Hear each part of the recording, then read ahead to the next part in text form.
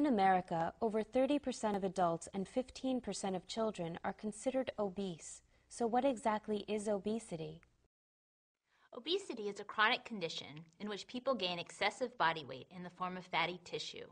This increased body fat percentage puts sufferers at risk for more than 30 serious medical conditions, ranging from type 2 diabetes to congestive heart failure. So why are so many of us obese? Often, too much food and too little movement are to blame for obesity. In fact, decreased mobility is the biggest cause of obesity amongst the rapidly growing elderly population. Genetics plays its own role in the obesity epidemic. People with a family history of excessive weight gain are more likely to become overweight themselves. Scientists aren't sure why, but obesity is more common among the African American and Hispanic populations than it is among Caucasians. Asian Americans are the least likely population to become obese. The simplest way to determine if you're obese is to calculate your body mass index, or BMI. To check your BMI, you'll need to know your height in inches and your weight in pounds. Multiply your weight in pounds by 703. Then, take your height in inches and square it. Divide the first figure by the second. The resulting number is your BMI.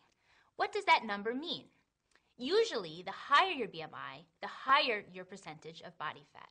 If your BMI is less than 18.5, you're considered underweight. A BMI between 18.5 and 24.9 is considered normal, while one between 25 and 29.9 equates to being overweight. If you have a BMI of 30 or higher, you're considered to be obese. While knowing your BMI is a good start to diagnosing obesity, the number isn't definitive. Elderly people or others with diminished muscle mass may be at higher risk than their BMIs indicate. Excessive muscle mass, on the other hand, can result in a reading whereby a patient who does not have excess fat appears obese by the numbers. Additionally, someone with a BMI of less than 30 can still be considered obese if he suffers from weight-related health problems such as coronary heart disease, type 2 diabetes, or sleep apnea. Examining a patient's waist circumference is another way for a doctor to determine if that patient is obese.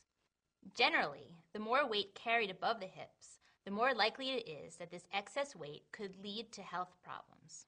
A diagnosis of obesity will be made based on a doctor's assessment of your physical health, as well as medical formulas such as BMI. If you think you may be overweight or have concerns about your health, please see your doctor.